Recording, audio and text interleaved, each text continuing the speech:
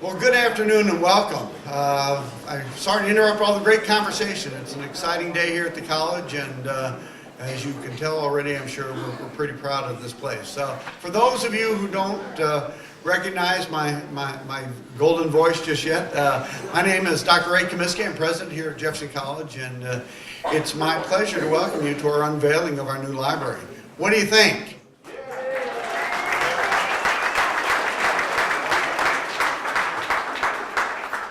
If you've not had the opportunity to tour the facility yet, please take the time to do so before you leave today. It's just outstanding. And we've got a brief program for you today, but this is really about celebrating a couple of years of big planning and a couple of years of big construction, but bringing it all together for a great reason and cause. So let me get us started. First of all, probably the first question I was asked most prominently during all this time of the library renovation is, why do you need to do a library?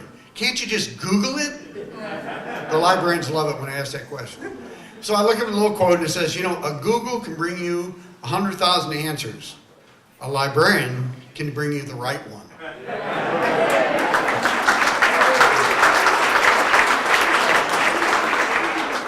We also thought a little bit about this in terms of our strategy here, and a fellow by the name of David Lankes wrote, bad libraries build collections, good libraries build service, great libraries build communities.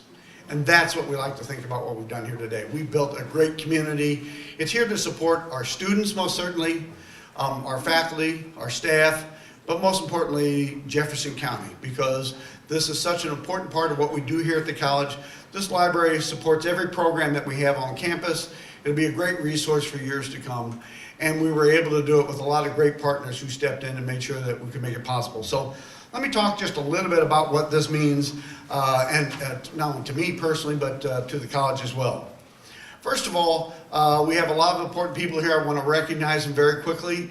I have several members of our Board of Trustees here. A couple of them have slipped out of my sight, but I know I saw Crystal Hargis is here somewhere. Crystal, where are you? Wave. There she is. Get on her toes, Crystal. I know Barb Stocker is here. And there's Barb way back there.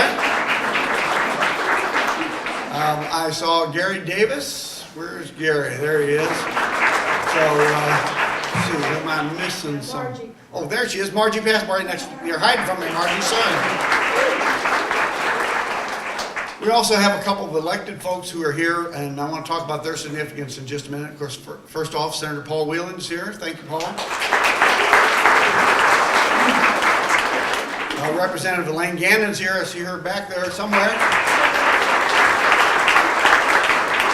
And there's a little room with the name Gannon on it. I'm just going to leave it at that.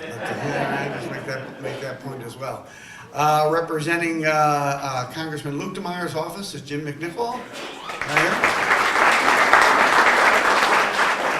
And I know we've got a number of county folks. If I start rattling through, I'll miss more than I speak. So I just want to say to everybody who's come out representing an office, whatnot, we really appreciate you being here. It means a lot to us, and you're an important part of the reason that we're here today.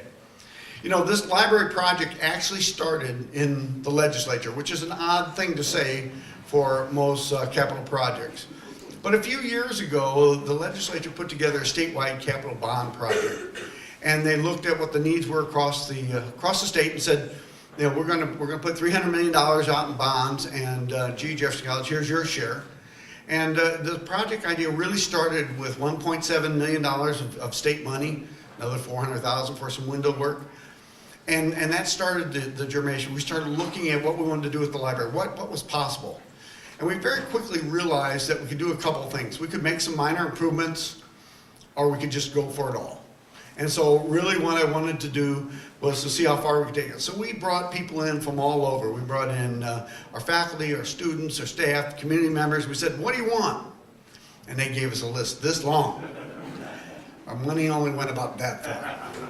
But the great thing about that was, in that process, is that it really helped people understand what was important to them in the library. What did they want? What did they need?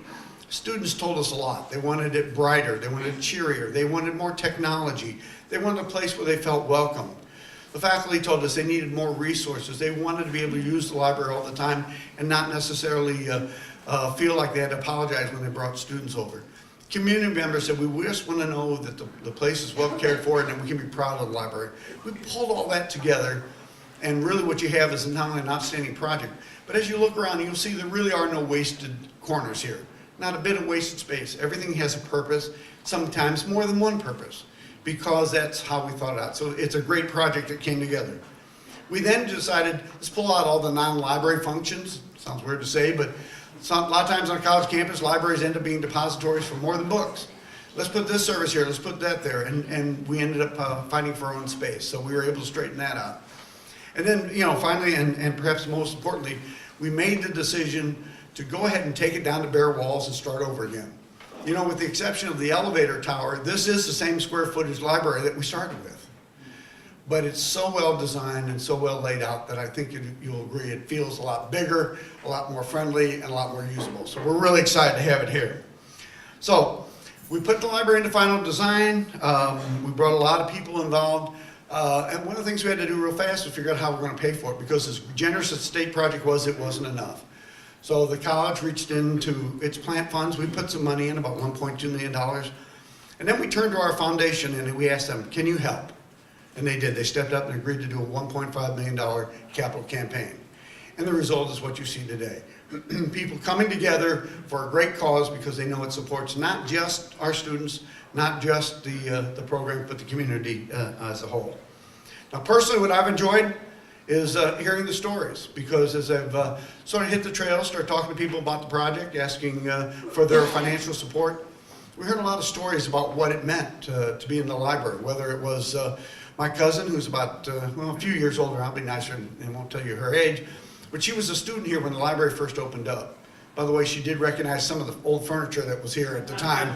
That was probably not a good sign. But she talked about what it felt like to come to the college and work in the library.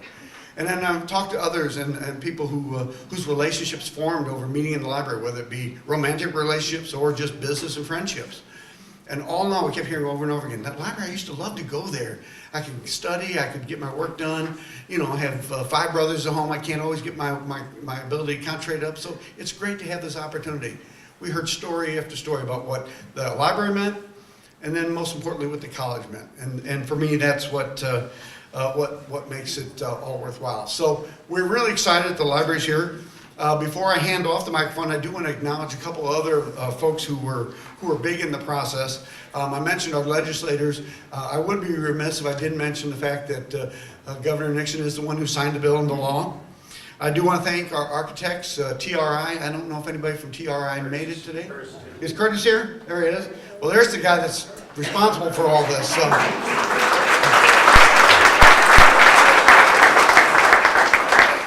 And I know Brock Miller Construction is here. I think Paul is here, as well as Brian Stam. I think you're here somewhere in the crowd. I think Brian was wearing a construction outfit. There we are. They'll get a little recognition here in a little bit, but our foundation board of directors, man, you guys stepped up and really helped us pull this together. So if you're a foundation board member, will you kind of wave? Don't be shy.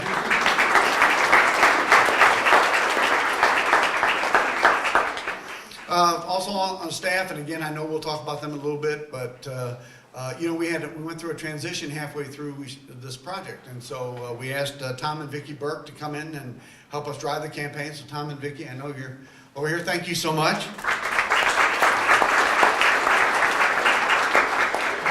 Greg McVeigh, who stepped in as our acting director now for the foundation, and Trish Fromm, who's helped keep the office together. We appreciate that.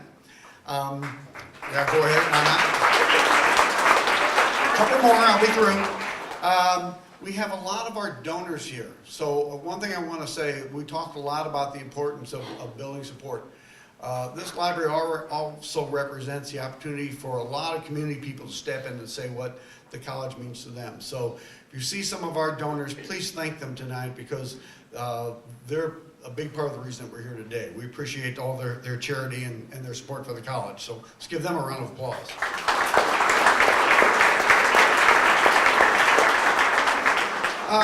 couple other departments. I'll rattle through the departments. We don't have to collect from all at once, but we had a library steering committee. They did yeoman's work. They met regularly. They fought the fight to get that list down to a reasonable size. I don't know where to begin to thank our IT department. One of the things that you'll hear about if you take a tour of the library is the fact that we quadrupled the amount of wireless access there is in this library. There's a plug or a port in almost every surface you can find in this library. It's a technological marvel, but we would have gotten nowhere if it wasn't for the great work of our IT department. So Tracy, James, your staff, good work, guys.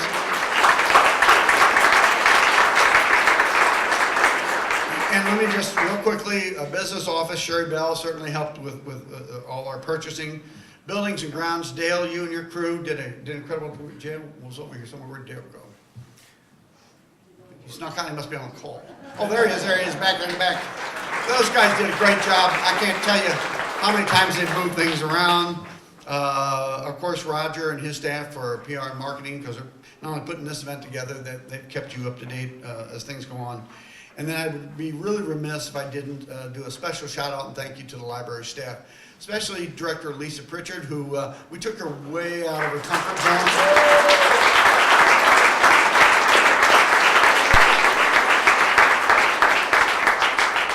She has given countless tours. We've put her to work in areas that she never thought she'd have to worry about. Her staff have really stepped up the ability, not just to move books and get everything in the right place, which is plenty of work, believe me, but to step up and to make sure that the community support for the library is there. And every request that came in to see the library, they were there to do it. I did manage. Mike Revis, I apologize, I forgot you were here. State Rep Mike Revis is here. He's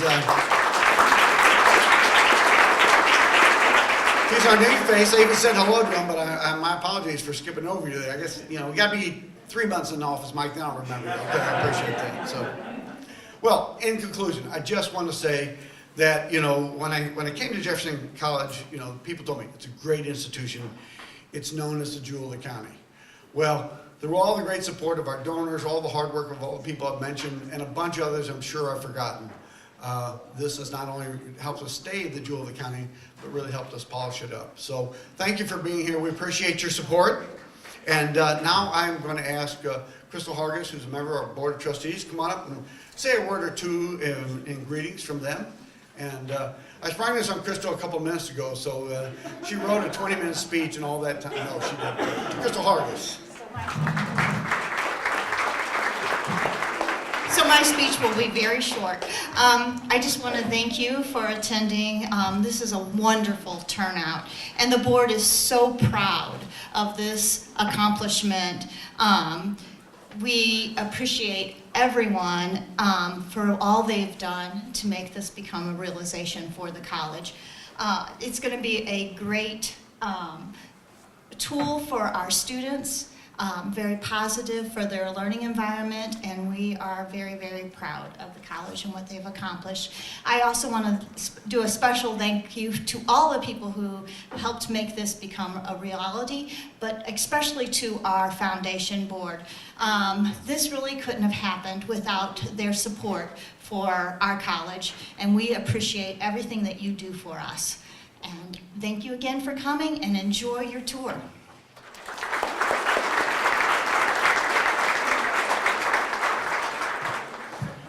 Well, you've heard there's no such thing as a free lunch. Well, this is the pay up part. No, seriously, we wanted to invite Rick Francis up to speak on behalf of the foundation. He is not only the president of our foundation board, but also our campaign chair. So, Rick?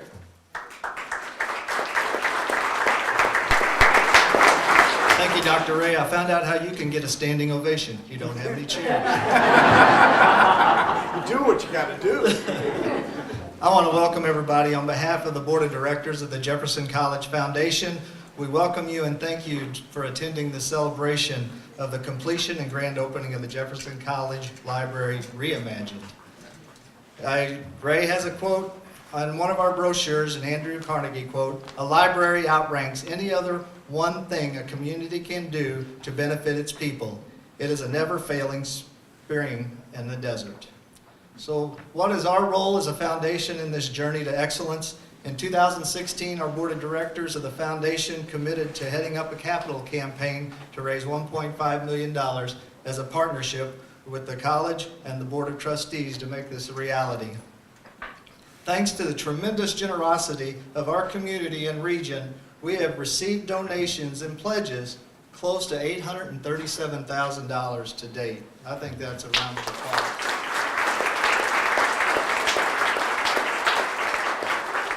It's so exciting to see so many people involved in this campaign. I do want to thank the steering committee that helped us. Ron Skaggs, part of the trustees, served on that committee as a representative of the trustees. We did have 2 honorary co-chairs, Michael Walsh, who's here today, and Bill McKenna. We appreciate you serving in that campaign function. I want to recognize Greg McVeigh, our executive director of the foundation, and he's also director of athletics for the college. He's really doing a yeoman's work.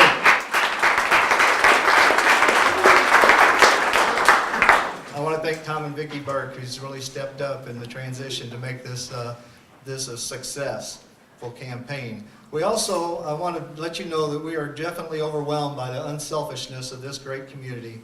I want to thank all the donors that are here today and the ones that aren't here that have made commitments to this dream. The library we are going to establish a donor wall for donations of $1,000 or more. It'll be on this wall over here. Before you leave, be sure and take a look at that.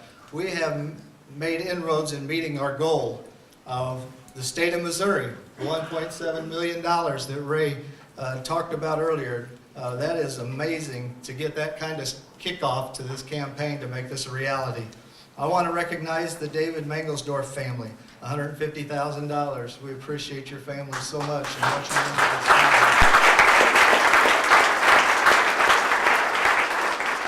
We did have one anonymous donor of $150,000, and that is just amazing, just to become unselfishly just donate. We do have a couple other major gifts in memory of Thomas H.M. and Linda Sue Murray. $68,000 was donated on behalf of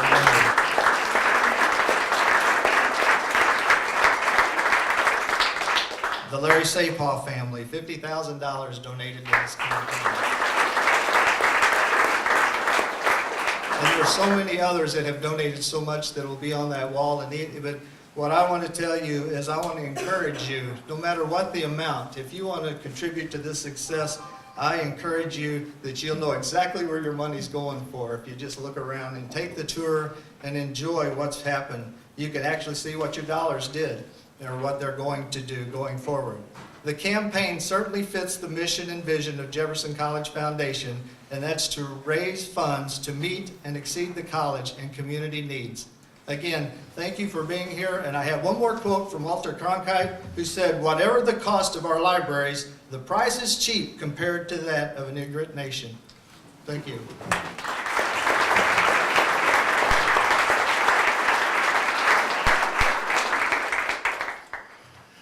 I'd like to hear now from the faculty perspective and invite up Professor Chris Otto, Professor of English, to make a few remarks. Chris? Thank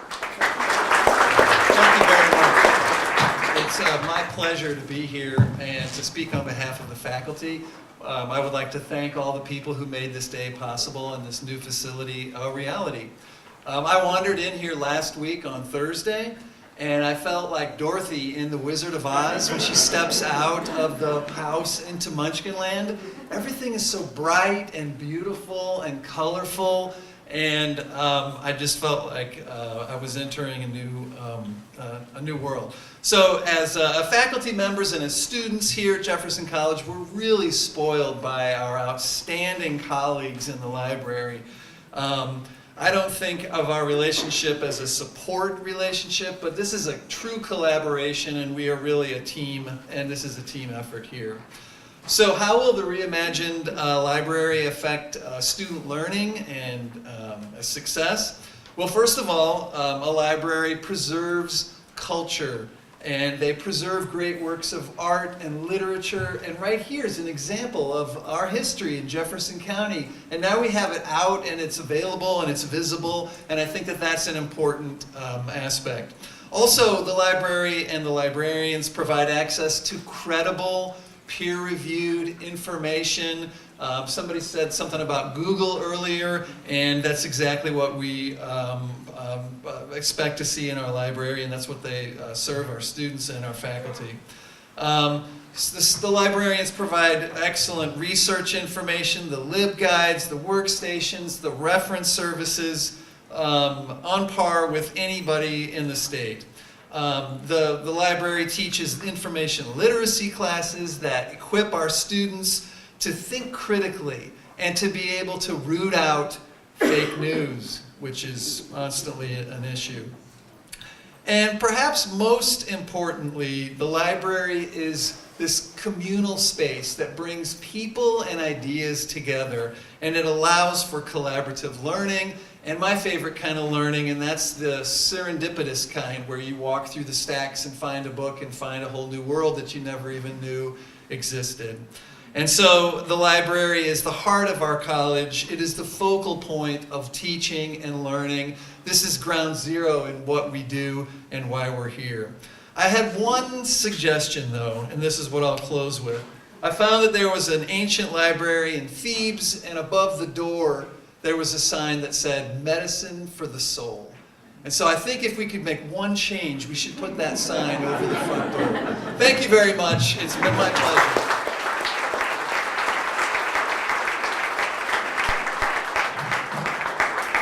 And Chris, for a $10,000 donation, that sign is yours.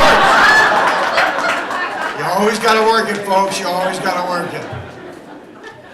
It's my pleasure now to let us hear from the people who I hope will enjoy this facility most, our students. So please help me welcome our student body president, Jacob Smith.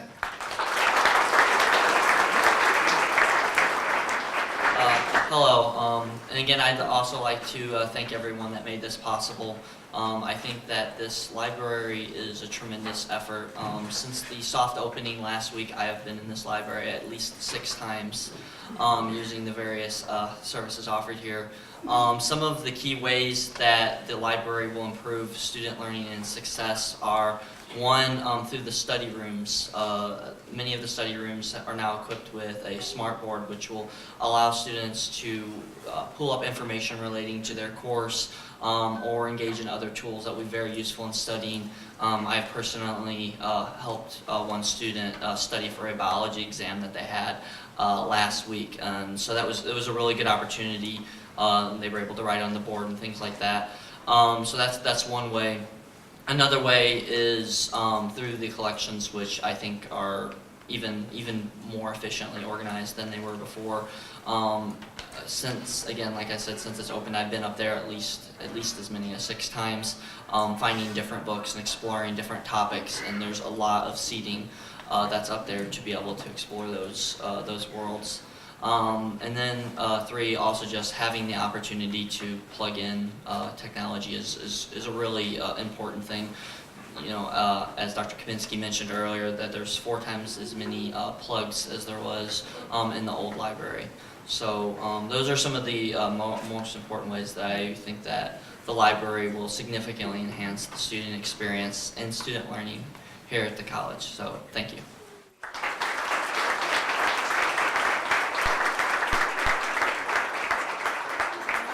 And I know we have a number of our students here today. If you're a student at the college, will you raise your hand?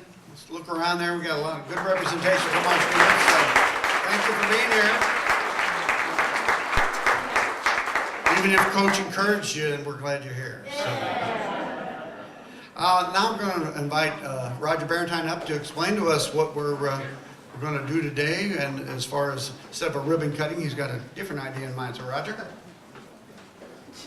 Thank you, Dr. Kaminsky. And again, on behalf of everyone here at the college, our Foundation Board of Trustees, the Foundation Board as well, all of our students, this is a momentous day in the history of Jefferson College. It was 55 years ago today, April 2nd, 1963, that this humble college was voted into existence. A mere 58 votes made the difference in terms of all that this college has developed in today. And so now, 55 years later, here we are as a community celebrating this fantastic $5 million renovation to this library. So not just give the college a hand, but give yourselves a hand for what this moment means for the college.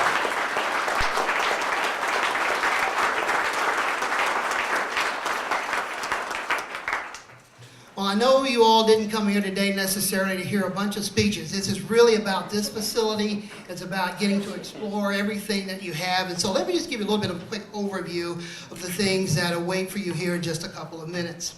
As if you've ever been in any library, you know that the hub of activity and the heart of a library really begins with the circulation desk. And that circulation desk here in this library, of course, is behind me.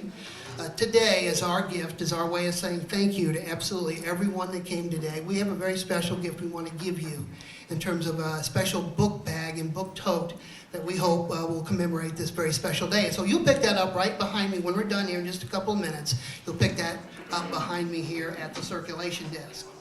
Along with that, there's information in there about the renovations that have been made here, how this library is now different from what we did in terms of a $5 million renovation. There's a map on the back that you can find your way around the facility. And then as well, as Rick Francis spoke earlier, there's information if you've not had an opportunity yet to make a financial contribution to this project of any size, makes no difference what size. If you do not have that opportunity, there's information in that packet as well that you can take advantage of.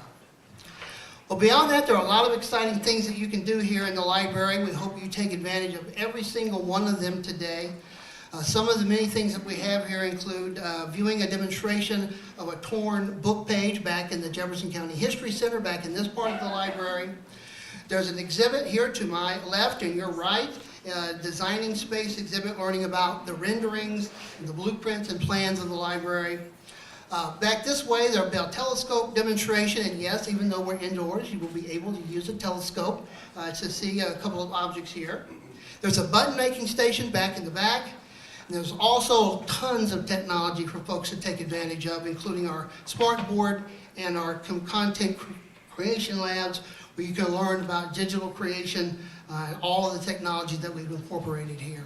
And then last but certainly not least, this is a Poetry Month, and you'll have an opportunity at a station toward the back of the library to make a quick poem and have your information put down.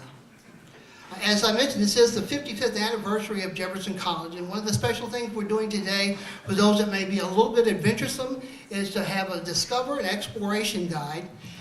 In there are the various stations that I just mentioned, and there are 7 different stations. As a library, as you move station to station, we will stamp your guide, and if you have 5 of those stamps and bring this guide back to the circulation desk, the first 55 people, obviously our 55th anniversary, the first 55 people will have an opportunity to choose from a number of book-related prizes today. So we hope you'll take advantage of that. We also have an exhibit in the back by the Jefferson County Bicentennial Committee. We're so excited to be able to have them here today, and again, as part of Jefferson College's history, to be able to share that very special moment with us as part of the 200th anniversary here of Jefferson County. So you want to make sure to stop by that as well. We've also not forgotten about entertainment this afternoon. We're very excited to have with us not a DJ, not piped-in music, but students from the Jefferson College Jazz Program. Melrick Bouget and the Jefferson College Jazz Ensemble is here, along with one of our terrific staff members, Richard Stevenson. So we hope you'll take a couple of minutes to enjoy the great jazz music that they'll be providing there as well.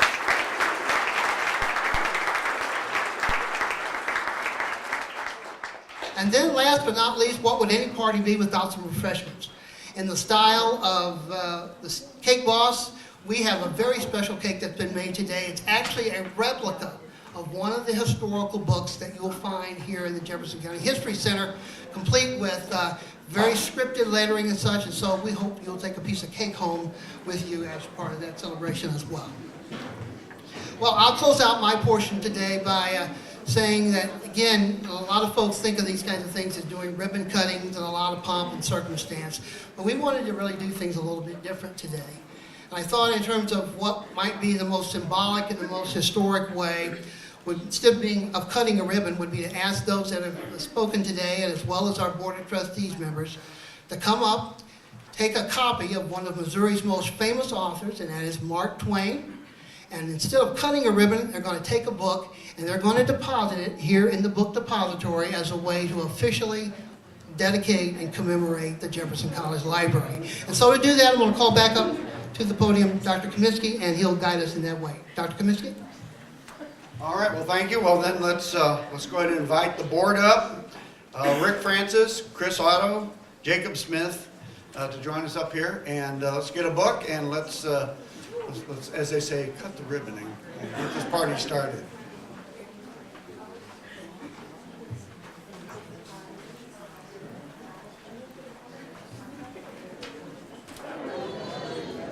Okay, All right. All right, we're ready. Margie, go ahead.